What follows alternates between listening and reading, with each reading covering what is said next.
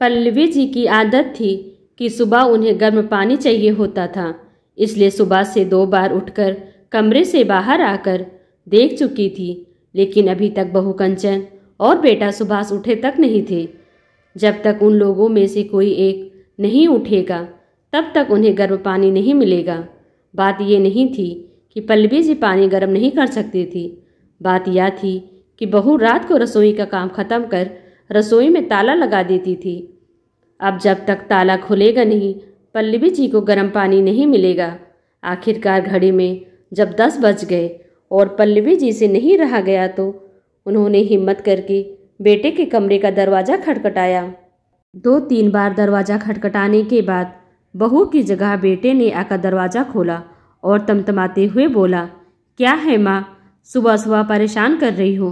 बेटा, मुझे गर्म पानी चाहिए था, रसोई में ताला लगा हुआ है, तो तुम मुझे रसोई का दरवाज़ा खोल दो ताकि मैं पानी गर्म कर सकूं। एक दिन गर्म पानी के बगैर नहीं रह सकती हो क्या माँ? रोज़ तो कंचन करके दे ही देती है ना। आज संडे था इसलिए सोचा था कि थोड़ा आराम से उठेंगे, पर आप भी ना। कहते कहते सुभाष अंदर कमरे में गया और पत्नी को जगाया। कंचन भी तिमतिमाते हुए उठी और चाबी लाकर सासू के हाथ में रख दी। अब रसोई का दरवाज़ा आप ही खोल लीजिए, खुद के लिए पानी गर्म करो तो हमारे लिए भी चाय बना देना। जल्दी नींद खुलने से सिर दर्द होने लगा है मेरा। कभी कोई सास खुश हुई है क्या अपनी बहू को सोता देखकर? इन सास लोगों को बस चले तो बस बहू को मशीन बनाकर रख दे। कंचन बड़बड़ाती हुई वापस जाकर पलंग पर लेट गई। आखिर पल्लवी जी ने आकर रसोई का दरवाज़ा खोला, खुद के लिए भी पानी गर्म किया और बेटे बहू के लिए चाय बनाकर उन्हें देकर आई। पानी गर्म लेकर अपने कमरे में आई ही थी कि 4 साल का पोता भानु जाग गया। जागते ही बोला, दादी मेरा दूध। उसे देख पल्लवी जी मुस्कुराकर बोली, हाँ मेरे बच्चे, अभी लेकर आई। गर्म पानी वहीं रखकर पहले भानु के लिए दूध गर्म करने गई। अभी दूध गर्म कर ही रही थी कि सुभाष की आवाज़ आई, माँ, ओ माँ, कहाँ हो? क्या आप भी सुबह सुबह संभाल नहीं सकती इसे? पता है ना कंचन के सिर में दर्द हो रहा है। कंचन सही कहती है, सास बहू को सोता नहीं देख सकती। कहते कहते सुभाष भी रसोई में आ गया, साथ में भानु भी गोद में था। उसे देखते ही पल्लवी जी बोली, बेटा मैं तो दूध गर्म करने आई थी, मुझे नहीं पता था ये कब तुम्हारे कमरे में चला गया। तो ध्यान रखना चाहिए था ना आपको, बस काम का बहाना चाहिए। मानता हूँ कि आप सास हो, पर बहू भी तो इंसान समझो। वही है जो आपकी जिम्मेदारी निभा रही है, नहीं तो दूसरे बहू बेटे ने तो आपको रखने से ही मना कर दिया था। भानु को पल्लवी जी के पास छोड़कर सुभाष वापस कमरे में चला गया। पल्लवी जी देखती ही रह गई, आंखों में आंसू आ गए। मन ही मन सोचने लगी, मैं कुछ न करने पर भी बदनाम हो रही हूँ। ऐसी कौन सी जिम्मेदारी उठा ली इन लोगों ने मेरी, जो इतना सुना जाते हैं।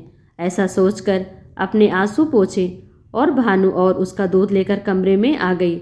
नाश्ते के समय सुभाष ने कंचन से कहा, तुम्हारी तबीयत ठीक नहीं है तो मैं और माँ से कहकर नाश्ता बनवा लेता हूँ ताकि तुम आराम कर सको।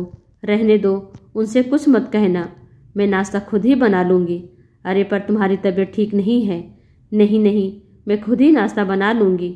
उनका क्या भरोसा, कौन सा सामान उठाकर अपने दूसरे बहू बेटे को देकर आ जाएं। अक्सर रसोई से सामान कम हो जाता है। मुझे तो पूरा यकीन है माँ जी ही सामान की हेरा फेरी करती हैं और अपने उन बहू बेटे को देकर आ जाती हैं। और जाकर रसोई में नाश्ता तैयार करने लगी। कंचन को रसोई में नाश्ता तैयार करते देख सुभाष गुस्से में आकर पल्लवी जी से बोला, देख लो, ये सब आपके कारण है। उसकी तबीयत खराब है पर फिर भी नाश्ता तैयार कर रही है। आपकी इन्हीं हरकतों के कारण परेशान हो चुके हैं हम। पता नहीं भगवान भी हमें चैन से कब रहने देगा। पल्लवी जी उसकी बातें सुनकर हैरान रह गई। सुनकर अपने कमरे में चुपचाप शांतिपूर्वक बैठ गई। आंखों से झरझर आंसू बहे जा रहे थे। क्या इसी दिन के लिए इन बेटों को जन्म दिया था? जब शादी के 10 साल बाद मंदिर माथा टेकने के बाद 2 जुड़वा बेटे हुए तो कितनी खुशी हुई थी। घर में सब लोग, यार दोस्त, रिश्तेदार, सब लोगों ने कितनी बधाइयाँ दी थी। सासू माँ तो बलैया लिए जा रही थी। अरे 2 बेटों की माँ बनी है, बुढ़ापे में बैठकर राज करेगी। कुछ साल बाद जब पति का देहांत हो गया तब भी पल्लवी जी ने हिम्मत करके अपने बेटों सुभाष और विक्रम को संभाला। कितनी परेशानी झेलकर भी इन लोगों को पढ़ाया लिखाया, इतना बड़ा किया, दोनों की शादी कराई। पर उसके बाद सब कुछ बदल गया। दोनों बहुओं की आपस में बनी नहीं, इस कारण बेटों में भी झगड़े होने लगे। आखिरकार दोनों बेटे अलग हो गए। पल्लवी जी के पति ने 2 मंजिला मकान बनवाया था। उसी में ऊपरी मंजिल पर विक्रम अपनी पत्नी के साथ रहने लगा और नीचे वाले फ्लोर पर सुभाष अपनी पत्नी और पल्लवी जी के साथ रहने लगा। पल्लवी जी को रखने को लेकर दोनों भाइयों में भी बहस हुई थी। विक्रम ने साफ मना कर दिया कि वो माँ के अपने पास नहीं रखेगा, तो सुभाष को अपने पास पल्लवी जी को रखना पड़ा। सच कहे तो उस समय की बधाइयाँ आज कानों में चुभ रही थी। थोड़ी देर बाद सुभाष कमरे में आया और नाश्ते की प्लेट पल्लवी जी के सामने टेबल पर रखते हुए या यूं कहे पटकते हुए बोला, लो नाश्ता कर लो, आखिर एक बहू को ही परेशान करते जाओ, दूसरे से कोई लेना देना ही नहीं। पल्लवी जी को सुभाष की बात बहुत बुरी लग रही थी। उन्हें ऐसा लग रहा था जैसे नाश्ते की प्लेट उन्हें चिढ़ा रही है। ऐसा खाना भी किस काम का जो तिरस्कार करके दिया जाए। आखिर पल्लवी जी ने उस नाश्ते की प्लेट को हाथ भी नहीं लगाया।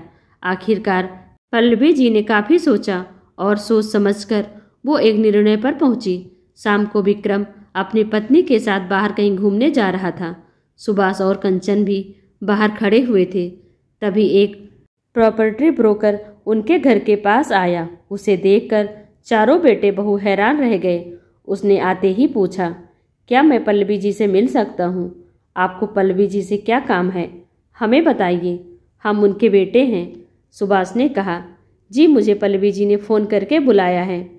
सब एक दूसरे को हैरानी से देखने लगे। इतने में पल्लवी जी अंदर से आई। क्या आप ही पल्लवी जी हैं? जी हाँ, मैं ही पल्लवी हूँ। आपने सुबह फ़ोन किया था मकान को बेचने की बात करने के लिए। अरे हाँ, मैंने ही आपको फ़ोन किया था। इससे पहले पल्लवी जी आगे कुछ कहती, सुभाष बोला, कौन सा मकान बेच रही हो आप? हमसे पूछे बगैर आप ये निर्णय कैसे ले सकती हो? माँ मकान बेच दोगी तो हम कहाँ जाएंगे? विक्रम ने भी कहा, कभी मेरे बारे में सोचा था कि मैं कहाँ रहूँगी, कैसे रहूँगी? सुनाने में तो तुम लोगों ने मुझे कोई कसर नहीं छोड़ते हो। मकान तो मेरे पति का बनाया हुआ है, मेरे नाम पर है, फिर किस हक से मैं मकान का हिस्सा मांग रहे हो? पर माँ जी, समस्या क्या है? मकान बेच दोगी तो आप उन पैसों का करोगी क्या? कंचन ने कहा, सोच रही हूँ कि वापस गांव चली जाऊंगी, जहाँ से जिंदगी की शुरुआत हुई थी वहीं जाकर जिंदगी के अंतिम दिन देखूं। इसलिए मैं मकान बेचकर गांव में ज़मीन खरीदी हूँ। कहाँ मुझे नहीं पता, तुम लोगों के तो हाथ पैर चलते हैं और उससे भी तेज जुबान चलती है। अपने आप कमाओ और अपनी प्रॉपर्टी बनाओ, बाकी मुझे नहीं पता। माँ तुम इतनी स्वार्थी कैसे हो सकती हो? सुभाष और विक्रम एक साथ बोले। जो भाई एक दूसरे की शक्ल देखना पसंद नहीं करते थे आज एक साथ हो गए थे। माँ को महानता का चोला मत पहनाओ। जैसे बेटे स्वार्थी हो सकते हैं वैसे माँ भी स्वार्थी हो सकती है, और तुम जैसे बेटे हो तो माँ ऐसी ही होनी चाहिए। मैं ये मकान बेच रही हूँ और ये मेरा अंतिम निर्णय है। तुम लोग अपना बंदोबस्त देख लो, कहकर पल्लवी जी उस ब्रोकर को मकान दिखाने चल दी। कुछ महीनों बाद वो मकान बिक गया और पल्लवी जी गांव के एक मकान लेकर रहने लगी। फ्री टाइम वहाँ बच्चों को पढ़ाती थी और गांव के शांत वातावरण में अपनी ज़िंदगी जीती। अब उनको किसी की जली कटी और तिरस्कार भरा भोजन नहीं खाना पड़ेगा।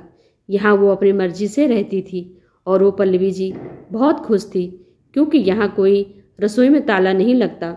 वो खुद की मालिक थी। दोस्तों, कहानी कैसी लगी हमें ज़रूर बताना। वीडियो को लाइक कर चैनल को सब्सक्राइब कर देना। Thanks for watching.